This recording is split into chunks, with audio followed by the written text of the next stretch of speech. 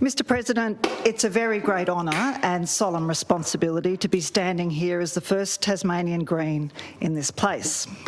To the people of Nipaluna Hobart who put me here, and our wonderful volunteers who gave their all on the campaign to make history in Hobart, I promise to honour your trust and work hard with my 5 Greens colleagues in the Assembly to drive positive change. I will serve you with courage and integrity in the Legislative Council.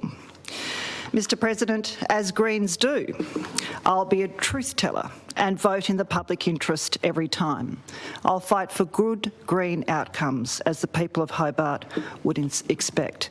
Indeed, as they deserve as citizens of a representative democracy, a democracy and its institutions which the Greens will always defend. Mr President, with a long late Queen of England and all her colonies looming over us each day in here, I am most acutely aware of Lutruwita's colonial history.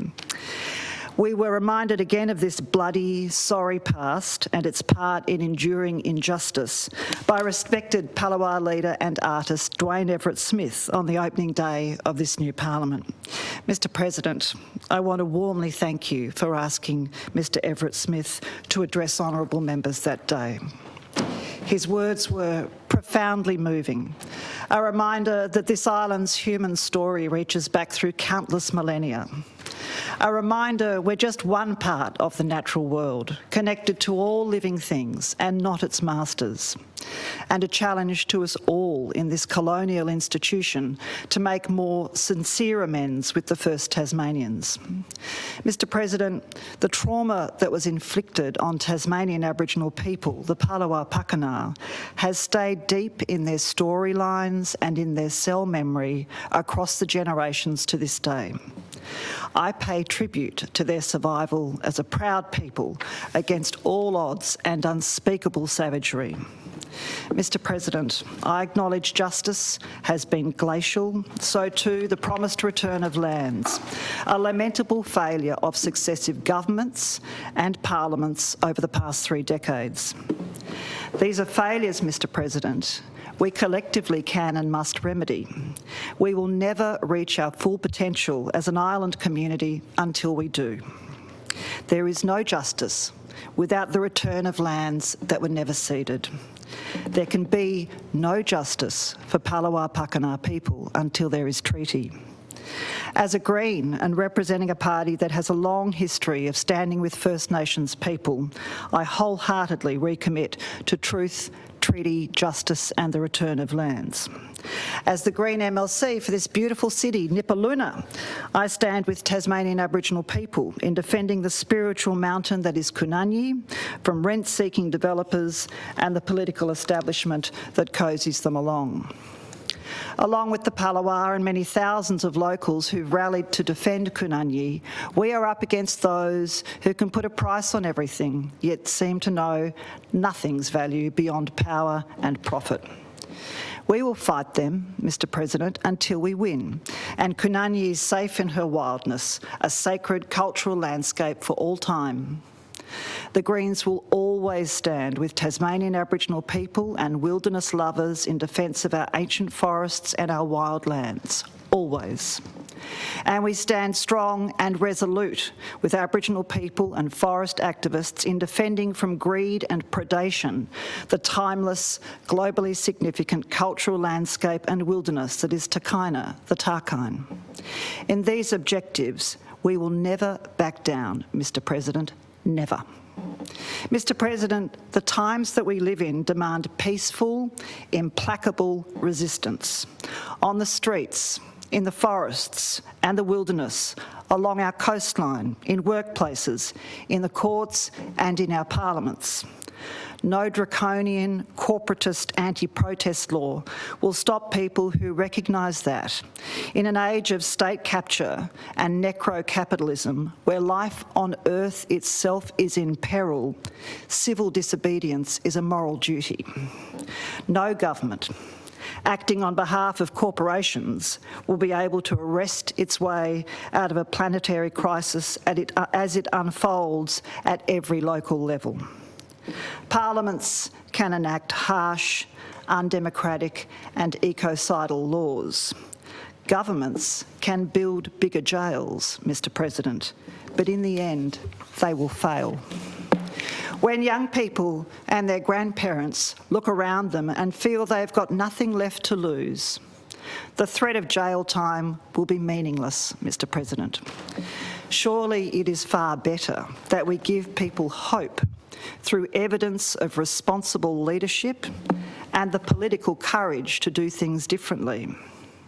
Mr. President, responsible political leadership on a heating planet is ending native forest logging and burning. It's committing to and funding rewilding and landscape restoration. It's having science-based programs in place to protect our incredible carbon stores and draw down more CO2 out of the atmosphere. It's working with nature, not against it. Responsible political leadership builds ecosystem resilience through protection and restoration. It skills people up to give back to the land, back to country, rather than always taking from it. Mr. President, in a world where hope can be hard to find and hold, responsible political leadership means giving our young people hope through meaningful action. Mr. President, we could turn this beautiful island into a beacon of hope for the world. While we wait for parties which are wedded to the old destructive ways to change, the Greens will be here to light the way. We, the Greens, are in this place, now 6 of us, across both houses, led so ably by Dr. Rosalie Woodruff, to hold the line for nature and for a more just and decent Lutruwita, Tasmania. Mr. President, we are here for fairness and equality. The Greens' vision is of an island where the rights of our people, of creatures great and small, and of natural systems that sustain life are respected, protected, and where necessary, strengthened. Mr. President, that's what we're about. It's what we've always been about, with clear-eyed resolve over the 50-year history of the Tasmanian Greens. We are not here to uphold the status quo. We're here to challenge, and where we must, we're here to break it, Mr. President, and to be part of creating something better. We regard it as our moral duty to do so. We believe we have no choice. Mr. President, fair warning. The Greens are the disruptors, because business as usual is writing humanity's epilogue, and we're not going to stand by and let that happen. I'm not here to get too comfortable either, Mr. President, much as these red velvet couches appeal to my long love of velveteen. It may be 6 years to the next Hobart election, but I plan, indeed I am obliged, to make each day in here count. Mr. President and honourable colleagues, I have an obligation in here to shake things up a bit, to put Greens' values and policies firmly on the table for honourable members' consideration and discussion. Like our mighty leader, Dr. Rosalie Woodruff, and her outstanding team on the floor in the other place, the members for Clark, Vicar Bailey and Helen Burnett, our member for Lyons, Tabitha Badger, and member for Bass, Cecily Rossell, I am in here to make sure we are talking about the increasingly urgent challenges of our time, such as the terrifying state of the climate, the risks to our communities on a much hotter planet, fire safety, food and water security, the robustness or otherwise of our institutions and infrastructure and their capacity to cope, crashing biodiversity, the loss of insects, of precious, miraculous bees, Mr. President, the unimaginable but possible demise of perhaps the most important creature to life on Earth. We could be talking about things such as the growing threat of pandemics caused by habitat loss, predator capitalism, and eugenicist governance. We could talk about how to restore faith in public health, how to clean the indoor air we share, how to save lives from preventable disease and disability, and how to protect our children from viruses that can maim them and shorten their lives. Mr. President, surely it's part of our job to prevent suffering however we can. So much of what we talk about in here, or what we could be talking more about, comes down to political choices. The political choices of major party governments that fund and accelerate ecological and social breakdown, engaging in the great deceit that business as usual is the answer. Political choices that prioritise corporate profit over people's health, stadiums over affordable homes and better hospitals, subsidies for forest destruction and animal torture over making sure every Tasmanian child is given every opportunity through our public education and training system to live a good life. Political choices to protect pedophiles and rotten eggs in the state service, to give up on kids born behind the 8 ball or who made bad choices and throw them in Ashley to be damaged and traumatised anew. A political choice by arguably anti-science establishment parties to keep logging and burning Gondwanan forests at public loss, destroying habitats, driving species to extinction and sending millions of tonnes of carbon into the atmosphere each year. And a political choice, Mr. President, by parties that are getting harder and harder to tell apart, to let the Maugean skate, a species that's been evolving here since the dawn of time, be snuffed out of existence so predatory multinational corporations can get a return on their $4,000 a ticket dinner with a Liberal Premier. Mr. President, it takes a special kind of emptiness inside to cheer on the extinction of a species like the Maugean skate, the masked owl or the swift parrot. And they can dress this up in whatever specious argument they like, Mr. President, that tragically is where we are. The 6 Greens, who Tasmanians have now elected to this place, are here to give these mute and blameless creatures a voice and to fight for their survival. In this too, we will never back down. Bad political choices and corporate toadying. This island has been blighted by them since colonisation. That is the status quo the Greens stand with civil society in challenging. It's why we won't give up on reform of Tasmania's pathetic electoral donation laws until the dirty money and favours are out of politics to the benefit of every Tasmanian, except, of course, the established political and corporate class. Mr. President, these are some perspectives on the pressing matters that I plan to bring to the debates with honourable members. I am certain there'll be respectful disagreements, but where we can find common ground on behalf of the people we represent, we must.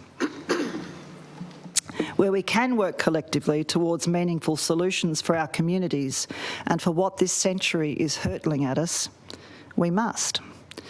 The times we live in demand the best of all of us.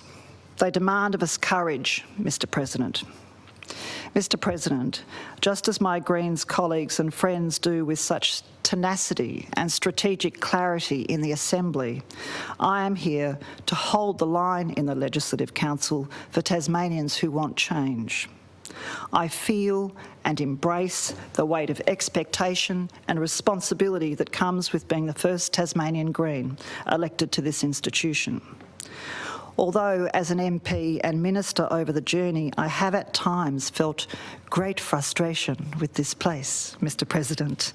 I respect its history and its important role in our Westminster democracy. Mr. President and honourable colleagues, I'm also super keen to learn from experienced hands in here how to make the most of every sitting day. As I look around this chamber, I see honourable members I've known and worked with, in some cases for decades.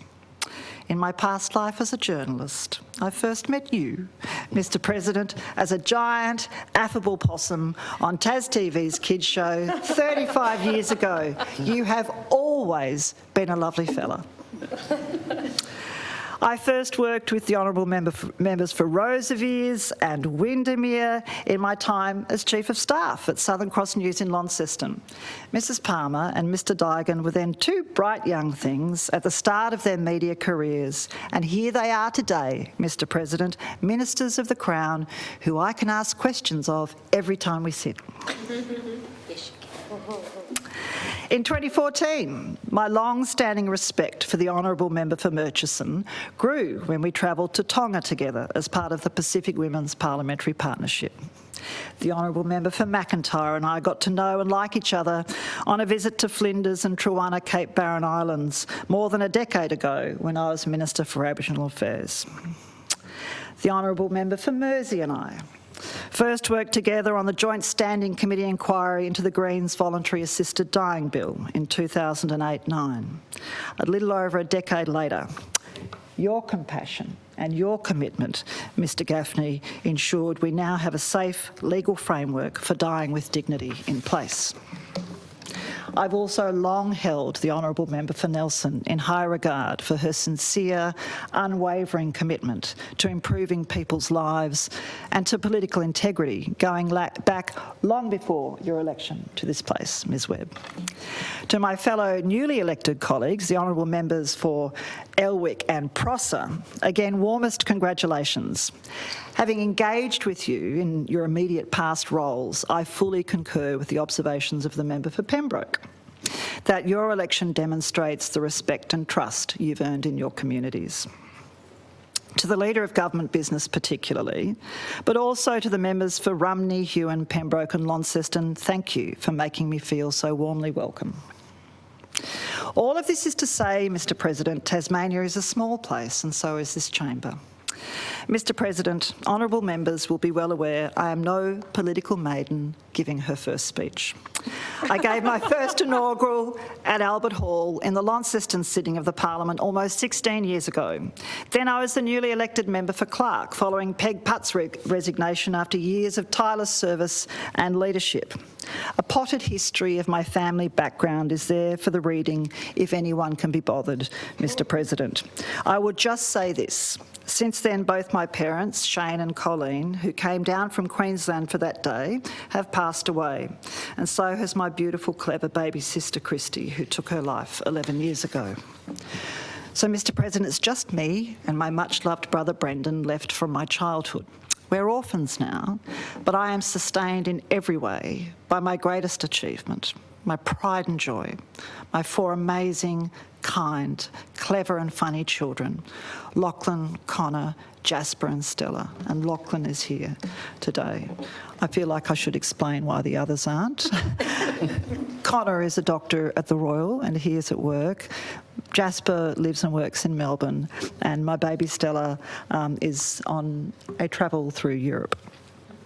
But, Mr President, I'm simply nothing without my children. My pride in them sometimes makes me feel fit to burst. And always, Mr President, there is my great love, Nick, who is here in the chamber today too. Nick's strength of character, generous spirit and enthusiasm for life are a constant source of warmth and affirmation. Nick keeps me laughing, he's very funny, and helps me to be my best self every day. Nick, my children, the terrific partners of the older three, and my lovely mum-in-law, Jo McKim, who is also here today, are a reminder to me often, Mr President, that these are the good days, and I am blessed with a gorgeous family. I was also very blessed to represent the people of Denison and Clark for 15 years, to lead the Greens for 8 of those years, and between 2010 and 14 to be one of 2 Greens ministers in government who didn't waste a single day in delivering reform. We introduced Tasmania's Aboriginal dual naming policy, got the unaccompanied minors who were seeking asylum out of Pontville and into classrooms. We built 2,200 new energy efficient and affordable homes. We transformed Stainforth Court into Queen's Walk apartments. We rolled out 9,500 free energy efficiency upgrades across the island. We made sure Tasmania had a working with children and vulnerable people registration scheme. We improved public transport in urban and regional areas, and we delivered the state's first elder abuse prevention strategy. We put paid to the myth that the Greens don't care about people, Mr President. We progressed the return of Larapuna and Rebecca Creek to the Aboriginal community through a unanimous vote in the lower house. They were only small parcels of land, Mr President. It was all we could get through Cabinet. I hold no grudge, of course, because life is too short. But it is one of my great political sorrows that this chamber at that time saw fit to not even debate that legislation, and those stolen lands were not returned. Moving right along, Mr President. In what will always be my proudest moment in Parliament, in 2013, we voted to ensure the protection of more than 500,000 hectares of the most amazing Gondwanan forests on earth and to extend the Tasmanian Wilderness World Heritage Area. Not all the forests we wanted to save were saved, but those extraordinary places that the TFA did are wildlife refuge and what makes this island a net carbon sink today. They are intergenerational public assets of immeasurable and global value. And, Mr President, despite the best endeavours of the Liberals in government, the loggers are still out of those magical forests set aside for protection under the Tasmanian Forest Agreement. The fight goes on to save the rest. Mr President, many years ago I read a book that stuck, a quote from a book that stuck, by author Rachel Carson, who wrote the groundbreaking book about pesticide contamination, Silent Spring. She said, "We must all have a great sense of responsibility and not take the comfortable view that someone else is looking after it. Someone else isn't looking after it." Mr Speaker, I am certain I speak for all my Greens colleagues in this Parliament when I say we feel that way about this island and its people. We feel a great sense of responsibility. The Greens know change is coming fast and that Lutruwita, Tasmania, has to mitigate and adapt fast. We know this peaceful, glorious little island, cooled as it is by the Southern Ocean, will become an increasingly desirable place for people to live. One of our great challenges, Mr President, will be to plan, prepare and welcome people from all over the world while strengthening our communities and looking after this beautiful place. Can we do this, Mr President? I sure hope so, for our children's sake and theirs. I know the Tasmanian Greens will be giving it everything we've got. Through its long-established capacity to carefully consider matters of public interest and concern, I believe this Council will be vital to tackling these enormous challenges in the years ahead too. It may require all of us and this institution itself to do things differently in some ways. On that note, I know this is slightly dangerous territory, Leader of Government Business. I did listen carefully to the member for Mersey's contribution on the re-establishment of the sessional orders in the first week of the new Parliament. And a bit like Mr Gaffney, I am baffled by the afternoon tea break every sitting day at 4 p.m, 1.5 hours after we get back from a 1.5 hour lunch break, Mr President, although I appreciate that members are often working through the lunch break. I am not convinced that we need to, nor should we as hard-working MLCs, adjourn for afternoon tea every day. So honourable members should brace themselves for some respectful conversations on the topic as time goes on. Mr President, in my shadow portfolio areas of Attorney General and Justice, democracy and integrity and animal justice, I'll be working with my Greens colleagues downstairs and I hope honourable members in here to drive meaningful, evidence-based reform, stronger human rights protections, a faster and fairer justice system, strengthening the rights of nature and recognising the sentience of animals, making sure our integrity bodies best serve the public interest and that our ever-fragile democracy is made stronger. These will be some of my specific portfolio priorities, Mr President, and I very much look forward to the discussions with my honourable colleagues. In closing, Mr President, I know we'll have a further opportunity later in the day, but I do want to make particular mention of my predecessor as the member for Hobart, the always honourable Rob Valentine. As a Hobart local, I always knew Rob could be counted on to do the right thing. I knew he would vote in the public interest every single time. That's why I and a significant majority of people who live in this great city entrusted him with our vote. Rob Valentine served this community with a manifest sense of responsibility and civic duty and a genuine love of community. He has more than earned his new life of peace, no longer called by the bells, disrupted only by the grandchildren. I warmly wish Rob well in retirement. Mr President, just as I always worked hard to do in 15 years as the Greens member for Clark in the Assembly, I will honour the trust the people of Hobart have placed in me to represent their values and hopes for our beautiful city, Nipaluna, Hobart, and for our shared future as Tasmanians. To them I say, I won't let you down. That I'm standing here today, Mr President, owes everything to those who've built the Greens from the grassroots up over the past 50 years, those who've worked for us and who do work for us, campaigned for us, supported us and voted for us all these decades. And our volunteers, Mr President, our superpower, who slogged so hard and with such good spirits on our fantastic campaign to win Hobart. You all know who you are, fellow travellers. My gratitude is unending. Mr President and honourable members, I may be the first Green to stand here, but I can guarantee you I won't be the last, and that is a very good thing. We made history, and there's plenty more yet to be made, Mr President. You can be sure of it. I note the motion. Thank you.